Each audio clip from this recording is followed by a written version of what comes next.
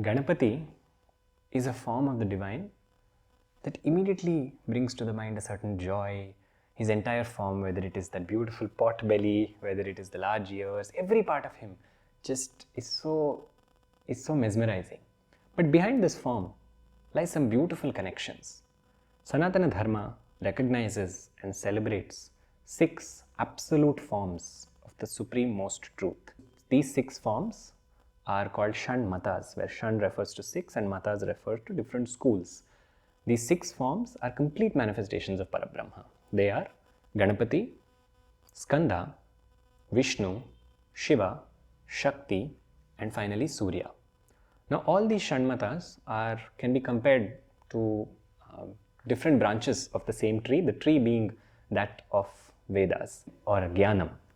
When we look at Ganapati in particular, his connection to 3 of the other Shanmatas is very evident. They're his family, Shiva, Shakti, and Subramanya. But when we look at Ganapati in connection to Vishnu, some beautiful ideas find expression.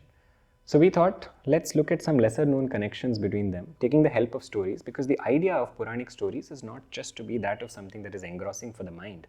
It is meant to convey a certain abstract truth, and the idea is to revisit the story, and then the mind eventually can then distill that abstract truth from that particular story. So we find this beautiful story where one fine day, Parvati decides to throw a huge birthday bash for her little one in Kailasha.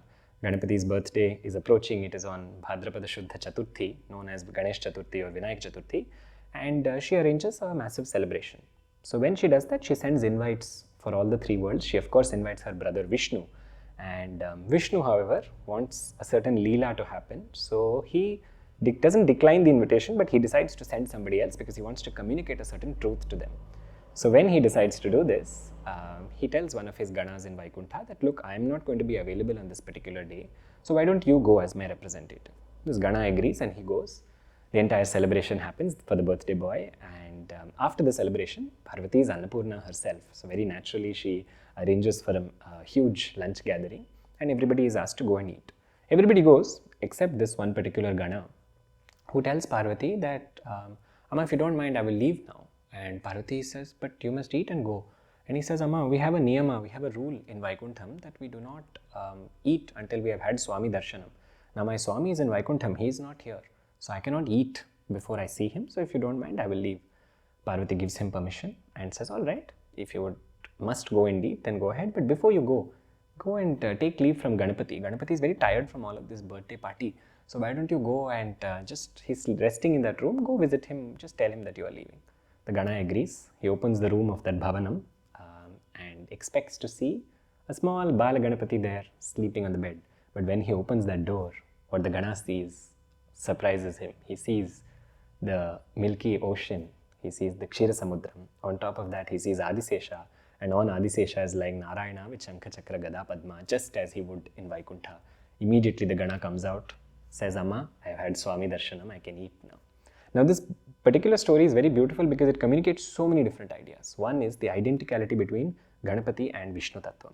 Now when we look at their identicality, one other idea to explore or to take support from is the connection to numbers. Everything about Ganapati is 4, whether it is 4 hands predominantly in the Swarupam we are familiar with, or most importantly, the Tithi that he arrives on is Chaturthi.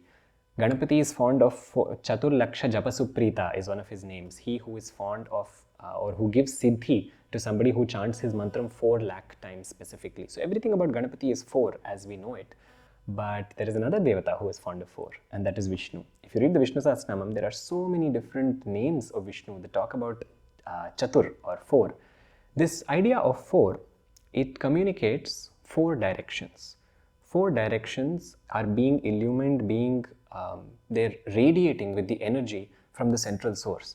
That central source has absolutely no form. It is Nirguna Nirakara.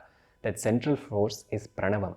Pranavam itself has 4 parts: Akara, Ukara, Makara and Turiya. Pranavam is Omkaram. Omkaram has 4 parts. A, U, Ma is what we are familiar with, but beyond Ma lies the 4th state of Turiya. Ganapati and Vishnu represent that. All the 6 forms in Shanmatas represent that. But these two are so beautifully connected, and stories like this bring out that particular aspect. So from that idea of 4, we also look into some iconography of Ganapati and Vishnu, which is identical. In a temple, in a kshetram that is very, very celebrated and that we are all familiar with, one day a bhakta of Ganapati visited this temple. Now, this bhakta had a peculiarity. He was most fond of Ganapati, but at the same time, he refused to bow down to any other form of the divine. And one day, in some context, he had happened to visit this particular famous temple of Vishnu. And very hesitantly, he had to go for a darshanam because he didn't want to. He actually protested a little bit. But the organizers said, no, you've come all the way here. You must come and see our Lord. He's the Lord of the universe. And very hesitantly, this bhakta, whose name was Ganapati Bhatt, he went into the temple. And when he went there for a darshanam, he was expecting to see Vishnu. Incidentally, the day that he went was a very special day for the Lord. It was the day of Snana Purnima. And that is the day that this Lord is given a very special bath. And when this bhakta went in expecting to see Vishnu, suddenly from Vishnu's Swarupam, out came a trunk and pulled the bhakta inside towards him. That bhakta was never seen again. To commemorate this particular incident, the Lord till date in this kshetram is, after the snanam is completed, he is given, or he is adorned with Gajaraja Vesham. He is adorned in the form of Ganapati and worshipped for an entire day in the form of Ganapati. This kshetram, several of you would have guessed it by now, is Puri Jagannatha. And to communicate the identicality between Ganapati and Vishnu tatvam, he is worshipped there as Vishnu for the entire year, but especially as Ganapati for 1 year. So this idea also extends itself if you look at Ashtotrams or 108 names or any name. What is changing is the name. So when we offer worship with the name, we see that the name is changing. So for example, it would be Om Ganeshaya Namaha or Om Vishnave Namaha. Here Ganesha and Vishnu are the variables, but Om is remaining unchanged. So the absolute unchanging truth takes form sometimes as Ganapati, takes form sometimes as Vishnu, but their identicality is expressed through several ideas like this. And this is just a scratch on the surface to be able to help us realize that the power of connections has the ability to help us dissolve and go beyond just forms and go and look at the absolute truth that is really intended by our seers for us to see.